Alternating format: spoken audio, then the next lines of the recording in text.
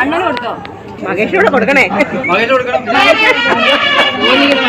ഞാൻ മൂത്തത്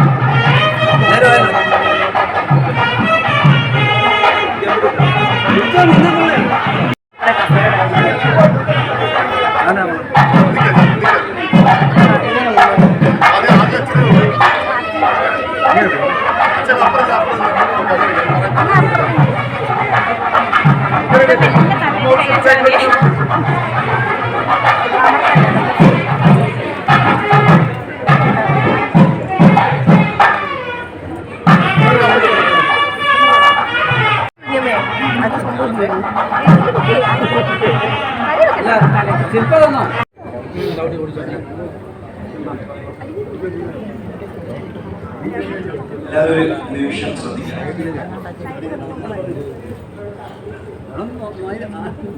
ജയകൃഷ്ണൻ ഒരു വിവാഹം ഒടുവിൽ നമ്മൾ കണ്ട് ശീലിച്ചിട്ടുള്ള വിവാഹത്തിൽ ഭാരതീയ വൈദിക സമ്പ്രദായ പ്രകാരമുള്ള വിവാഹ സംസ്കാരം എന്നുള്ള ചടങ്ങാണ്. നമുക്ക് 8 തരത്തിലുള്ള വിവാഹങ്ങളുണ്ട് എന്നാണ് പറയുന്നത്. ദൈവം, ബ്രാഹ്മ്യം, ആശം, പ്രാചപത്യം, ഗാന്ധർവം, ആസുരം. മുതൽ 40 മിനിറ്റ് വരെ നീണ്ടു നിൽക്കുന്ന ഒരു ചടങ്ങായിരിക്കുന്നത്. അപ്പം എല്ലാവരും വളരെ ശ്രദ്ധയോടുകൂടെ അത് കണ്ടുകൊണ്ടിരുന്നാൽ വിവാഹം കാണുക എന്നുള്ളതിലുപരി നമ്മുടെ സംസ്കാരത്തെ വളരെ അടുത്ത് അറിയാനുള്ള ഒരു അവസരമായിട്ട് കണക്കാക്കണം. ഒരുപാട് പേര് നിൽക്കുന്നൊക്കെ ഉണ്ട്. അപ്പോൾ 40 മിനിറ്റ് ഈ പരിപാടി നീണ്ടു നിൽക്കും. ഈ കൽപ്പനാതിരിക്കാം പ്രജാതി പരിപാലനെല്ലാം ബ്രാഹ്മണേഭ്യം ലോകാ സമസ്താ സുഖിനോ ഭവന്തു സർവേ ഭവന്തു സുഖിനഃ.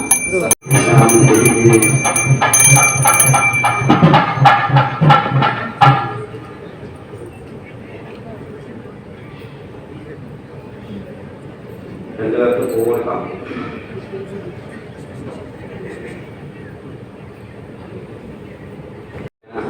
നമ്മുടെ അച്ഛൻ്റെ അച്ഛൻ, അച്ഛൻ്റെ അമ്മ, അമ്മ അമ്മയുടെ അച്ഛൻ, അമ്മയുടെ അമ്മ തുടങ്ങി നമ്മുടെ ഗുരു കാരണവന്മാരൊക്കെ മനസ്സിലാക്കാം. അവരോടൊക്കെ അനുവാദം വഹിക്കാം. ഞങ്ങൾ വിവാഹിതരാവാം. മഹാഗണപതിയോട് വിവാഹ ചടങ്ങുകളും തുടർന്ന് വരുന്ന വിവാഹ ജീവിതവും തടസ്സമില്ലാതെ മുന്നോട്ട് പോകട്ടെ എന്ന് സങ്കല്പിച്ച് മഹാഗണപതിയെ സ്മരിക്കാം. വിഷ്ണു ശശിവർണം ചതുർഭുജം. എല്ലാവരുടെ കണ്ണിലേക്ക് നോക്കുക. എല്ലാവരോടും വന്നതിന് നന്ദി പറയാം. മനസ്സുകൊണ്ട് ഞങ്ങൾ വിവാഹിതരാവാൻ പോവാണ്. നിങ്ങളെല്ലാവരെയും അനുഗ്രഹവും അനുവാദവും ഉണ്ടാവണം എന്ന് മനസ്സുകൊണ്ട് അവരോട് അനുവാദം വഹിക്കാം.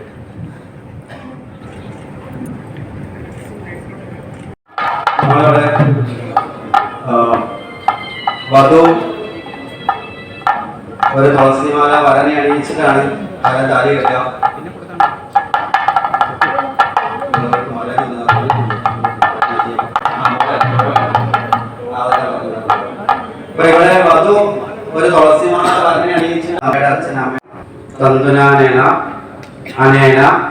മമ ജീവന ഹേതുന കഡ്യേ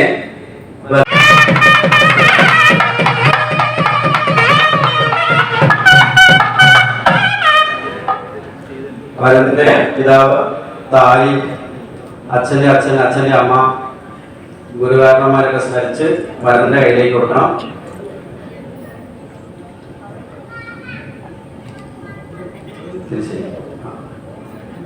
മന്ത്രം മംഗല്യ തന്തുനാനേന മമ ജീവന ഹേതുന കഡ്യേ ഭദ്രനാമി സുഭഗേ ത്വം ജീവ ശരദാം ശതം.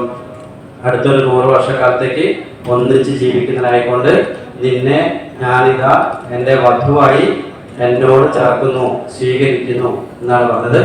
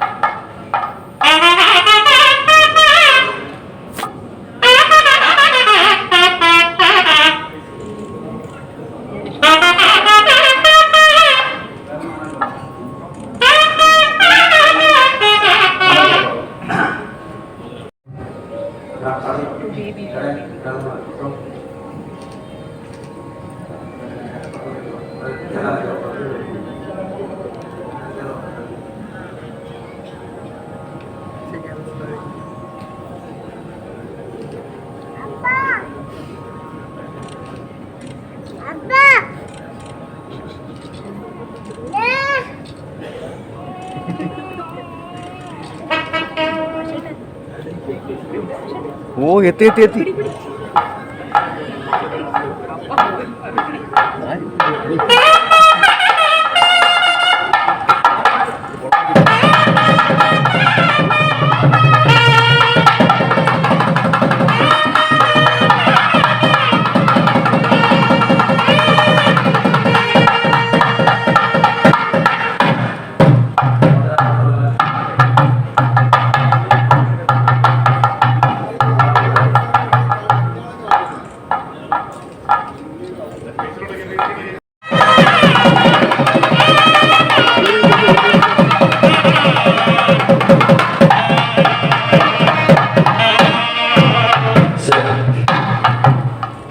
വളരെ പ്രധാനപ്പെട്ട ഒരു കാര്യമാണ്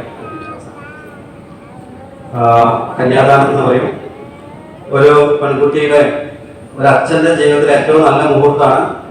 ഒരു പെൺകുട്ടിയെ വളർത്തി വലുതാക്കി കന്യാദാനം നൽകിയാൽ 10 അശ്വമേധ യാഗം ചെയ്ത ഫലമുണ്ടെന്ന് പറയാം. ജീവിതത്തിൽ ഏറ്റവും അതുകൊണ്ട് പണ്ട് പെൺകുട്ടികൾ ഉണ്ടാവുന്നത് വളരെ പ്രസവിക്കും.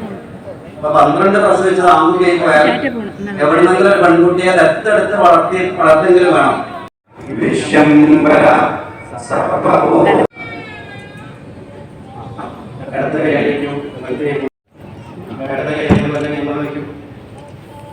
നമ്മള് ഐക്യമത്യ സുഖത്താണ് ചെല്ലുന്നത്. അറിയുന്ന ആൾക്കാരൊക്കെ കൂടെ ചെല്ലുക.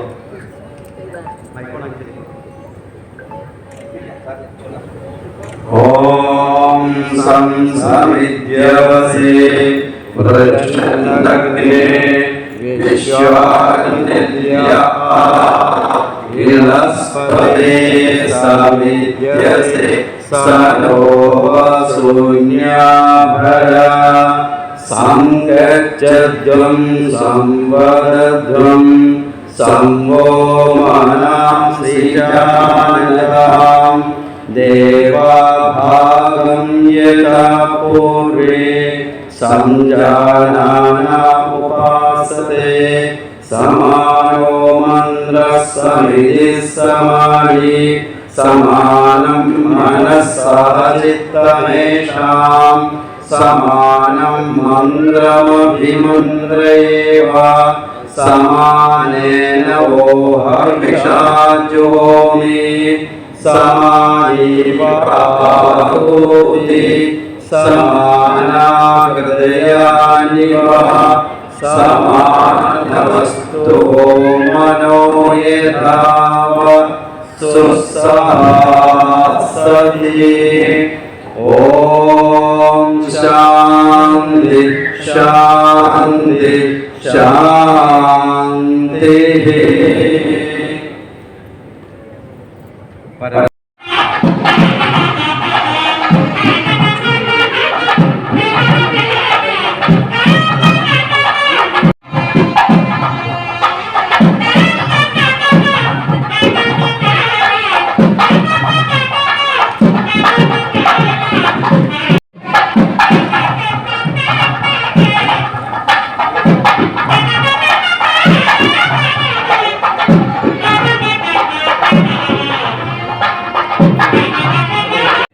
ഏകപദീഭവ സാമാമനുവ്രതാഭവ വിഷ്ണുസ്വാനയതു പുത്രാൻ വിന്ദാവഹേ ബഹൂംസ്തേ സന്തു ജലദഷ്ടയ.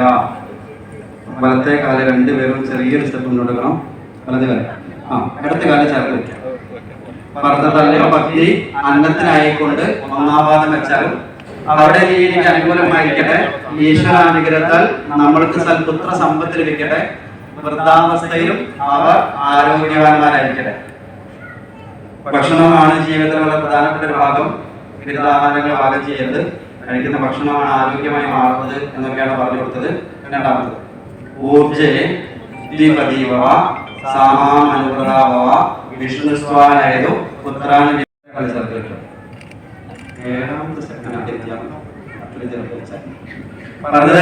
പത്നി ഊർജ സമ്പാദനത്തിനായിക്കൊണ്ട് രണ്ടാം പാദം വെച്ചാലും അവിടെ അനുകൂലമായിരിക്കട്ടെ. ഈശ്വരാനുഗ്രഹത്താൽ നമ്മൾക്ക് സൽപുത്ര സമ്പത്ത് ലഭിക്കട്ടെ. അവർ വൃദ്ധാവസ്ഥയിലും ആരോഗ്യവാന്മാരായിരിക്കട്ടെ. നമ്മുടെ ഊർജം സമ്പാദിക്കുന്ന നല്ല രീതിയിൽ ഊർജം സമ്പാദിക്കട്ടെ. നമ്മുടെ ഊർജമാണ് നമ്മുടെ ചിന്തകളെയും നമ്മുടെ പ്രവർത്തികളിലൊക്കെ സാമാമനുവ്രതാഭവ വിഷ്ണുസ്വാനയതു പുത്രാൻ വിന്ദാവഹേ ബഹൂംസ്തേ സന്തു ജലദഷ്ടയ. വലത്തെ കാലം ചെറിയൊരു സ്റ്റെപ്പ് കൊടുക്കാം. ഇടത്തെ കാലം ചേർത്ത് വയ്ക്കാം. അല്ലയോ ഭക്തി ധനവും ധാന്യവും ലഭിക്കാനായിക്കൊണ്ട് മൂന്നാം പാദം വെച്ചാലും അവിടെ നീ എനിക്ക് അനുകൂലമായിരിക്കട്ടെ. ഈശ്വരാനുഗ്രഹത്താൽ നമ്മൾക്ക് സൽപുത്ര സമ്പത്ത് ലഭിക്കട്ടെ. വൃദ്ധാവസ്ഥയിലും അവർ ആരോഗ്യവാന്മാരായിരിക്കട്ടെ. എന്താണ് പറഞ്ഞത്? ഒരുമിച്ച് സാമാമനുവ്രതാഭവ വിഷ്ണുസ്വാനയതു പുത്രാൻ വിന്ദാവഹേ ബഹൂംസ്തേ സന്തു ജലദഷ്ടയ. വലത്തെ കാലം ചെറിയ സ്റ്റെപ്പ് മുന്നോട്ടിരിക്കാം. ഇടത്തെ കാലം ചേർത്ത്. അല്ലയോ ഭക്തി ഒരു മനസ്സായിരിക്കാനായിക്കൊണ്ട് നാലാം പാദം വെച്ചാൽ അവിടെ നീക്ക് അനുകൂലമായിരിക്കട്ടെ. ഈശ്വരാനുഗ്രഹത്താൽ നമ്മൾക്ക് സൽപുത്ര സമ്പത്ത് ലഭിക്കട്ടെ. അവർ വൃദ്ധാവസ്ഥയിലും ആരോഗ്യവാന്മാരായിരിക്കട്ടെ. പറഞ്ഞത് ഞാനൊരു സ്ഥലത്ത് ജനിച്ചു വളർന്നാണ്, നീ വേറൊരു കുലത്തിൽ ജനിച്ചു വളർന്നാണ്. നമ്മുടെ രണ്ടുപേരുടെയും ശരികൾ തമ്മിൽ വ്യത്യാസമാണ്. നമ്മുടെ സംസ്കാരം, ചിന്ത. സാമാമനുവ്രതാഭവ വിഷ്ണുസ്വാനയതു പുത്രാൻ വിന്ദാവഹേ ബഹൂംസ്തേ സന്തു ജലദഷ്ടയ.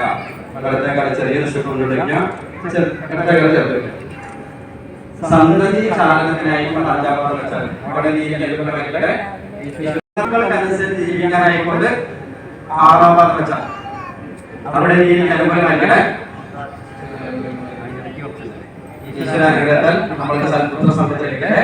അവർ വൃദ്ധാവസ്ഥയിലും ആരോഗ്യവാന്മാരായിരിക്കട്ടെ. മാറി വരുന്ന ഋതുക്കൾക്കനുസരിച്ച് ഋതുക്കൾ നമ്മുടെ ചുറ്റും മാറി വരും. മഴക്കാലം വരുമ്പോൾ സാമാമനുവ്രതാഭവ വിഷ്ണുസ്വാനയതു പുത്രാൻ വിന്ദാവഹേ ബഹൂംസ്തേ സന്തു ജലദഷ്ടയ. വലത്തെ കാലം സ്റ്റെപ്പ് മുന്നോട്ടിരിക്കുക. ഇടത്തെ കാലം ചേർത്ത് വയ്ക്കുക. അല്ലയോ ഭക്തി സഖാത്വത്തിനായി സുഖത്തിനായിക്കൊണ്ട് ഏഴാം പാദം വെച്ചാൽ ഇന്ന് മുതൽ നീ എന്റെ സഖിയാണ്. സഖി എന്ന് പറഞ്ഞാല് ചേർന്നത് ഞാൻ പരിഹരിക്കും എന്നാണ്.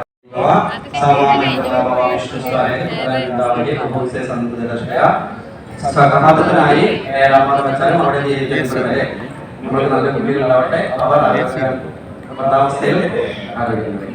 ഏഴ് സ്റ്റെപ്പ് വെച്ചാല് ശിലാരോഹണമാണ്.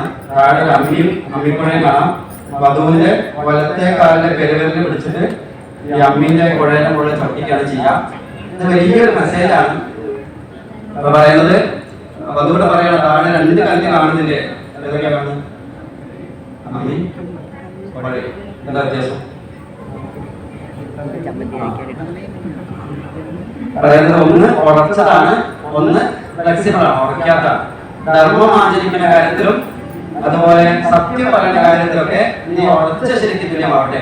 പക്ഷെ മറ്റുള്ളവരുടെ പെരുമാറുന്ന കാര്യത്തിൽ ഞാൻ ഇങ്ങനെയാണ് സൗകര്യം ഉണ്ടെങ്കിൽ സ്വീകരിച്ചാൽ മതി എന്നല്ല, മുമ്പിൽ ഇരിക്കുന്ന ആളുടെ മനോഗതം അറിഞ്ഞ് അവർക്കനുസരിച്ച് പെരുമാറാനുള്ള വിശേഷമായ സ്വഭാവം നിനക്ക് ഉണ്ടാവട്ടെ. അധർമ്മകാരികളെയും അക്രമകാരികളെയും പരാജയപ്പെടുത്തിയാൽ നമ്മുടെ ധർമ്മം ആചരിക്കുകയും വേണം, അധർമ്മകാരികളെ ഇല്ലാതാക്കുകയും വേണം എന്നാണ് പറയുന്നത്. നിങ്ങൾ മാത്രം ഇല്ല, പല പ്രത്യേകാലില് പെരുവേര് പിടിച്ചിട്ട് നമ്മെ കൂടെ നമ്മളെ ചോദിക്കണം. ആരോഹം ഇമം അശ്മാനം അശ്മാവിത്വാം സ്ഥിരമഭവ അഭിതിഷ്ഠതൽ പ്രദന്യത അവബോധസ്യ പ്രദനായത. ഇനി കഴിഞ്ഞ ഹോമാണ്.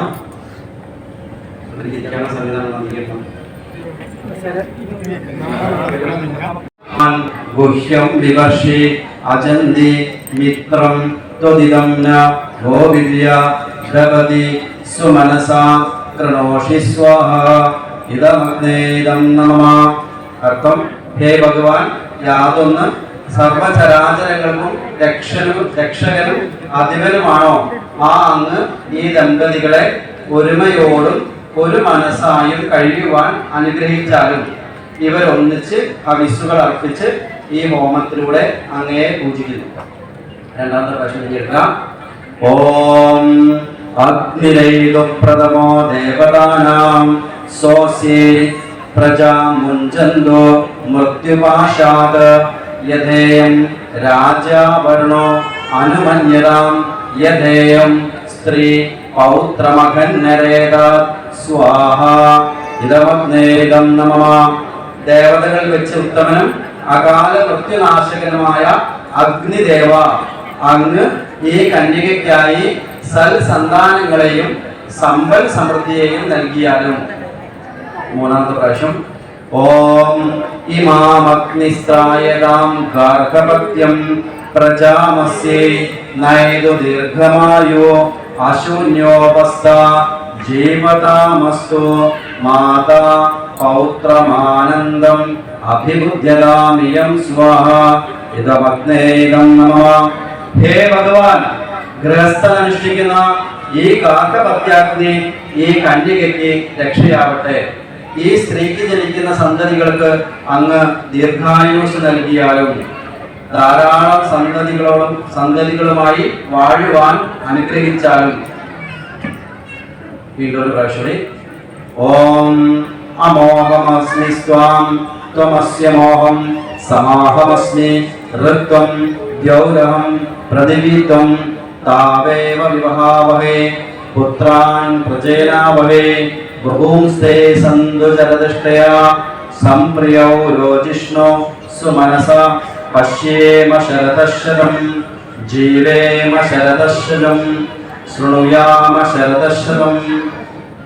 അല്ലയോ, ഭാര്യയോട് പറയണം, നമ്മൾ അന്യോന്യം മനസ്സിലാക്കി ഋഗ്വേദത്തെയും സാമവേദത്തെയും പോലെ പരസ്പര പൂരകങ്ങളായും നീ ഭൂമിയെ പോലെ. അരുന്ധതി എന്ന് പറയുന്ന നക്ഷത്രമുണ്ട്. പണ്ടൊക്കെ രാത്രി കാലങ്ങളിലാണ് കല്യാണം നടക്കുക. വളരെ അടുത്ത കാലത്താണ് പകൽ കല്യാണം നടക്കാൻ തുടങ്ങിയത്. എന്തിനാണ് രാത്രി കല്യാണം നടത്തുന്നതെന്ന് വെച്ചാൽ സൂര്യന് ശേഷം സൂര്യന്റെ പിന്നാലെ സഞ്ചരിക്കുന്ന അരുന്ധതി നക്ഷത്രം കാണിക്കാനാണ്. ഇപ്പൊ പകല് കല്യാണം ആയതുകൊണ്ട് നമുക്ക് സൂര്യനെ അരുന്ധതിനെ കാണില്ല, കാണാം. ഇന്ന് മുതൽ നിന്റെ മാതൃക അരുന്ധതിയാണ് എന്ന് പറഞ്ഞ അരുന്ധതിനെ കാണിച്ചു കൊടുക്കുകയാണ്. ഇപ്പൊ നോക്കിയാല് മാത്രമേ കാണൂ, പിന്നെ അപ്പുറത്ത് അരുന്ധതി ഉണ്ട്. സുമംഗലീര്യം വധൂരിമാം സമേത പശ്യത സൗഭാഗ്യമസ്യേ ദത്വാ യഥാസ്ത്വം വിപരേതന. സർവമംഗളമാംഗല്യേ ശിവേ സർവാർത്ഥസ്വാധികേ ശരണ്യേ ത്രംബകേ ഗൗരി നാരായണി നമസ്തുതേ.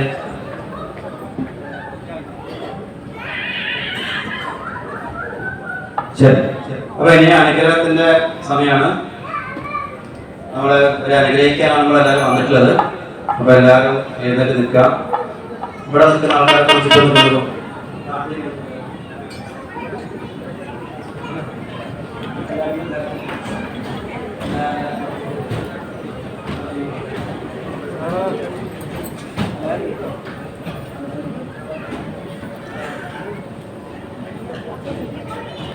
ഇവിടെ നമ്മളെല്ലാവരും എഴുന്നേൽക്കുക, നമ്മൾ അനുഗ്രഹിക്കുകയാണ്. അവിടുന്ന് ഇവിടെ ഉള്ള ആൾക്കാർക്ക് ഞാൻ പറയുമ്പോൾ വളരെ മനോഹരമായിട്ട് ഗുരുദേവൻ പറഞ്ഞിട്ട് ആശാൻ ഉണ്ടാക്കിയ ഒരു അനുഗ്രഹ മന്ത്രമുണ്ട്. ആ മന്ത്രം നമ്മൾ ആദ്യം ചൊല്ലുന്നത് ഓം അവ്യയൻ ശിവനും ആദിദേവിയും ദിവ്യരാം ഗുരുമനുക്കൾ ദേവരും ഭവ്യമേകുക കനിഞ്ഞു നിത്യമീ നവ്യദമ്പതികൾ മേലനാകുലം രമ്യമാം മിഥുനമേ വിവാഹമാം ധർമ്മപാശമിതു നിത്യമോർക്കുകിൽ തമ്മിൽ ഉണ്മയോടു നിങ്ങൾ ഒപ്പമായി ധർമ്മപീഠകൾ പകുത്തു വാഴുവിൻ. സർവമംഗളമംഗല്യേ ശിവേ സർവാർത്ഥ സ്വാധികേ ശരണ്യേ ത്രംബകേ ഗൗരി നാരായണി നമസ്തുതേ.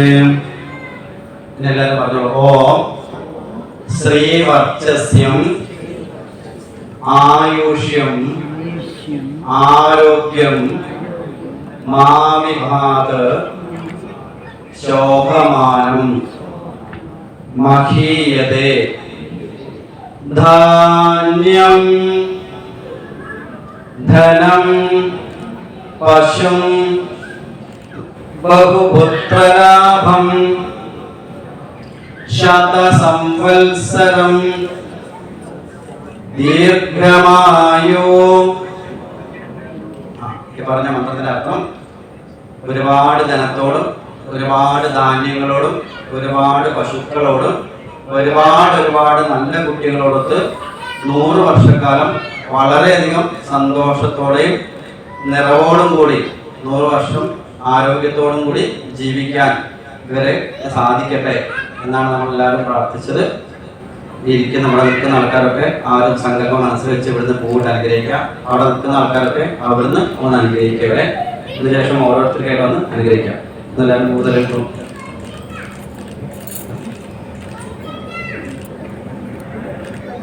ഇനി അമ്മമാര് രണ്ടാളെ അമ്മമാരായിട്ട് അമ്മമാരെ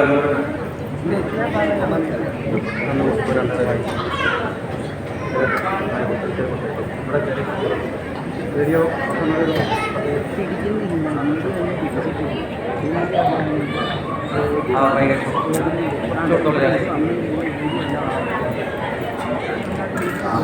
ഞാൻ അടുത്ത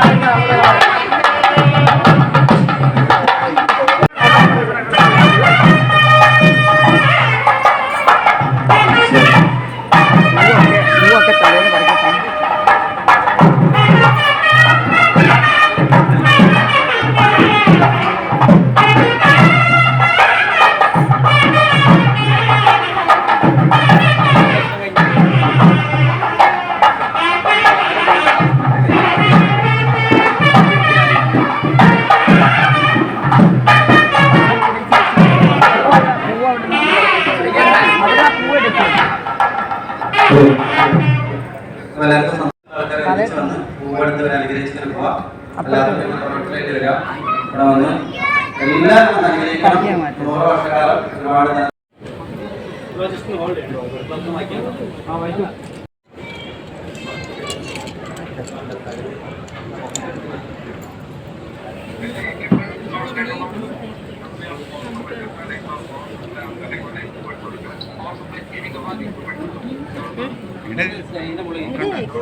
ഇട്ടോ